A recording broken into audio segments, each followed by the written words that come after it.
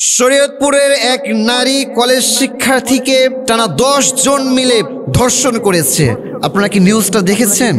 আহা, আচ্ছা জানেন একটা নারীর জীবনের সব থেকে মূল্যবান জিনিসটা কি? একজন নারীর জীবনের সব থেকে মূল্যবান জিনিসের নাম হচ্ছে তার সতীত্ব। যে নারীর সতীত্ব একবার হারিয়ে যায় সেই নারীটার আর কোনো মূল্য থাকে না। একজন নারীর সবচেয়ে দামি সম্পদ হচ্ছে তার সতীত্ব। বাট অনেক নারী, অনেক মা, অনেক বোন আজ তার সতীত্ব হারিয়ে ফেলছে। জায়গার মধ্যে তাকে ধর্ষণ করে ফেলা হচ্ছে। কোন সমাজে আমরা বসবাস করছি রে ভাই?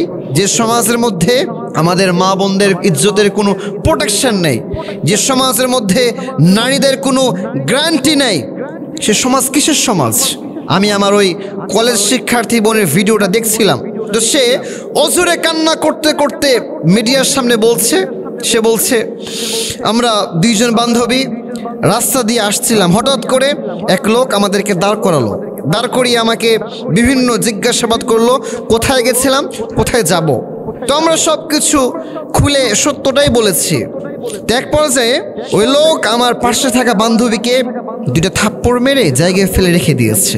এরপরে আমাকে টানতে টানতে জঙ্গলে নিয়ে গিয়েছে। আহা, কত কষ্টের একটা বিষয়, কল্পনা করেছেন? সে আরো বলছে যে আমার এ দৃশ্য আরো কয়েকজন মহিলাও দেখেছে, বাট তারা নারী হয়েও কিভাবে চুপ হয়ে থাকলো আমার এটা মাথায় ধরে না। ভাই, যে সমাজে আমার মা বোনদের ইজ্জতের কোনো প্রোটেকশন দেওয়া হয় না, সেই রকম সমাজ তো আমরা চাই না। এই সমাজ তো আমরা চাই নাই। এজন্য এই সমাজটাকে যদি পরিবর্তন করতে হয়, এই সমাজটাকে যদি পাল্টে দিতে চান, তাহলে একমাত্র মেডিসিন হচ্ছে কোরআনের আইন দিয়ে শাসন করতে হবে।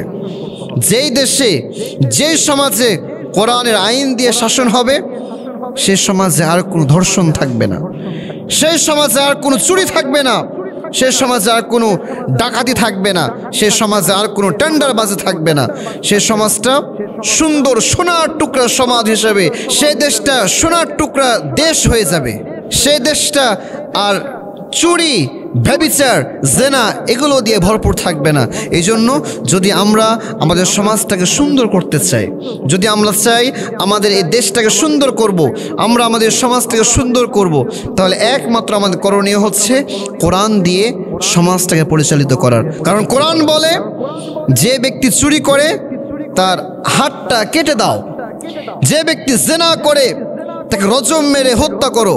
এই জন্য প্রিয় ভাই, যদি আমরা আমাদের সমাজটাকে সুন্দর করে সাজাতে চাই, কোরআনের আইনের কোনো বিকল্প নাই।